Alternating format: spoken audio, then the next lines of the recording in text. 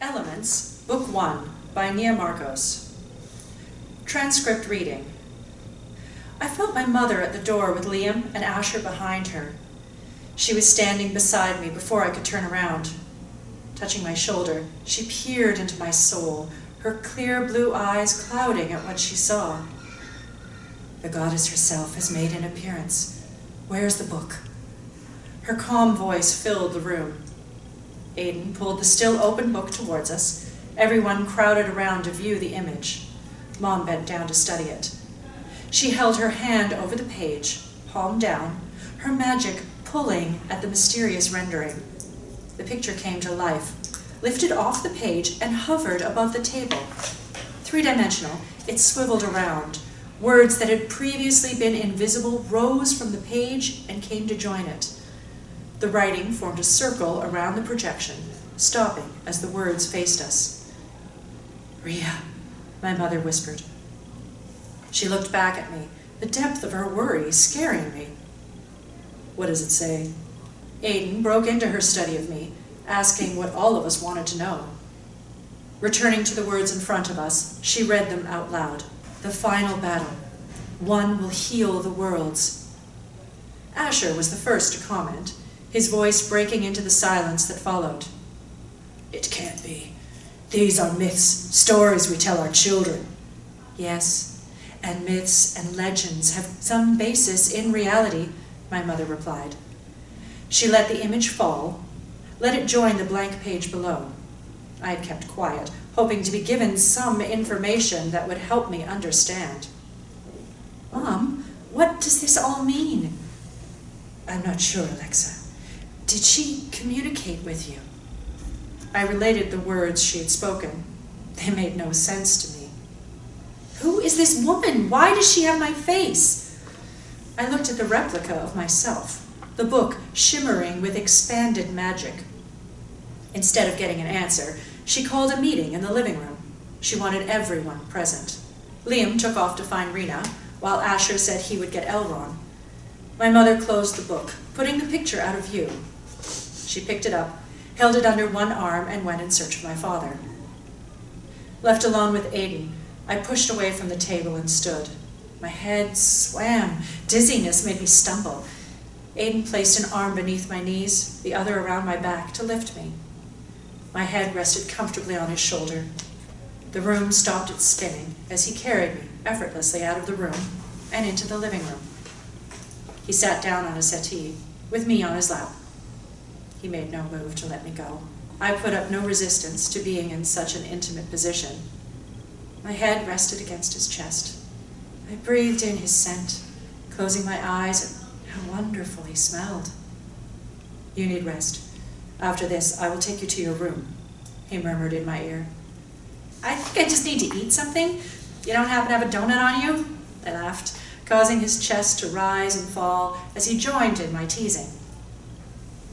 When everyone had gathered and seated themselves, Aiden lifted me off him and set me down next to him.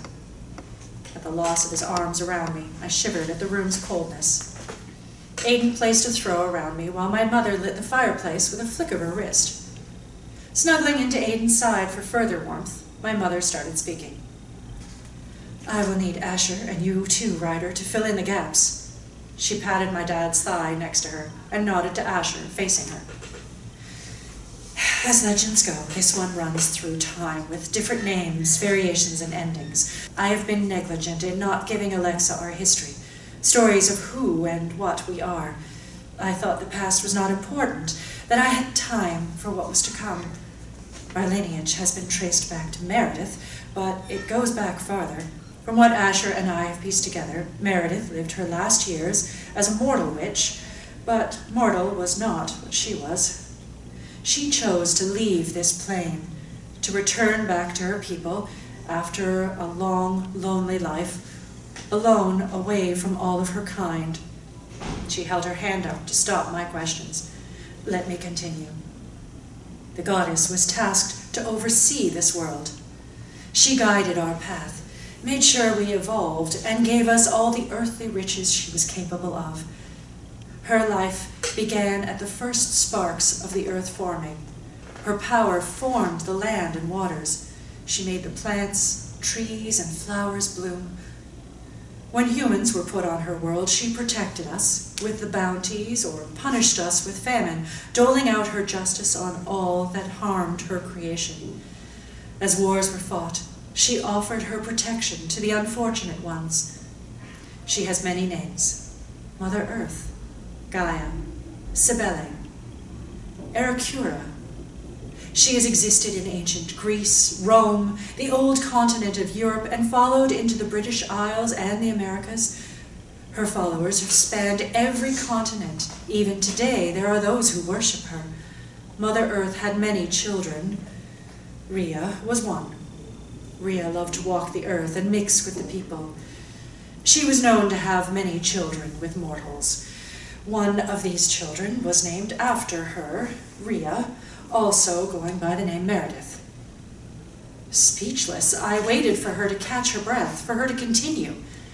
The picture of her in this book, she pointed to the book that she had placed on the coffee table in front of her. It calls to mind a legend of the Norse, where she went by the name of Freya.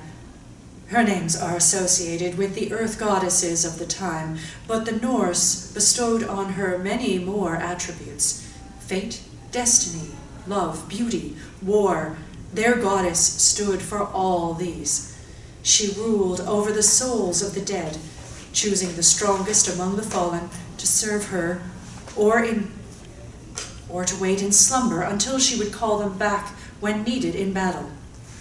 She opened the book, bringing the page holding the picture back into view.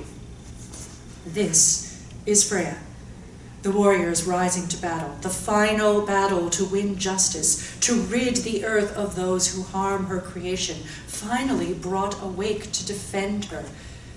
She looks like you, because her blood runs in your veins. When Meredith foresaw what was to come, she gave birth to a child who would have all her gifts to pass down the centuries.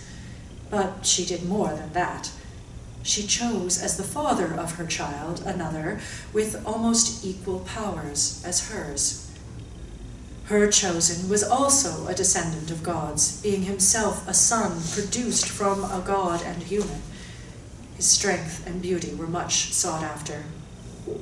After her son was born, she raised him to adulthood, away from Scotland, returning to the Isle of Crete, where she had originally lived. Once he was old enough, she left this world, returning to her mother's side. From what I was taught, Rhea was called back by Gaia because her actions in creating a child had angered her mother, Asher added. There are many versions of the tale. We can't be certain of anything, she answered him. Writers spoke. From Alexa exhibiting her powers early, the link with Aiden, the sign they're joining up, showing up in books, to the transformation she's gone through since her birthday, these are all pointing to something bigger than a crystal lost in time. I have felt more in Alexa than a witch's power. She has an aura that is difficult to read. Rena had her head tilted to one side, studying me. The tree nymph could see the merging of colors as they spun around and through me. She has been able to find the Decidé on her own and can read our thoughts. Whatever we throw at her, she learns with little difficulty. We have no idea how much power she actually possesses, Liam added. Elrond had been quietly listening, his eyes going back and forth between me and Aiden. He had a question, but was wary to ask it. I prodded his mind, asking him to voice it. Startled, he gave me a look to back off, deciding on his own it was something that needed voicing. Do we know Aiden's ancestry? Asher, do you know where your lineage begins? Elrond's question had everyone looking at Asher for an answer. Asher thought before answering. From my side, I can trace back more than 2,000 years. Eliana would have to answer for herself. What are you thinking? Asher was curious about what Elrond was searching for. It just seems to me the bond between them is more than what we usually go through. Elrond explained. I felt Aiden's thoughts asking me to wait. This was something he had wondered also. His need for me to be near was more than he had been told about the bonds between mates. Before Eliana blocked the passage between our worlds, we roamed freely among humans. Our family tree can be traced back to Roman times. I'm not sure what you're seeking, Asher asked Elrond. Elrond took time in choosing his words.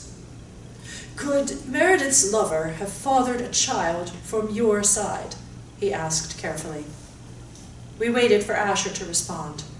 His gaze sought my mother's, as if waiting for her to answer. Meredith's child was fathered by Rydell. Is he of your blood as well, Asher? My mother pressed for an answer. Asher seemed shocked by her statement. His eyes flew to Aidan, then to me. We are descended from Rydell. He fathered a child with our Queen Alyssa over 2,000 years ago. That means Alexa and Aidan have ancestry between them. Lines long forgotten that make no difference today, but may have awakened something. We need to find out more. This is no coincidence. There are powers beyond our understanding at play here. He finished, looking at my mother. Would Eliana know of this? Ryder asked.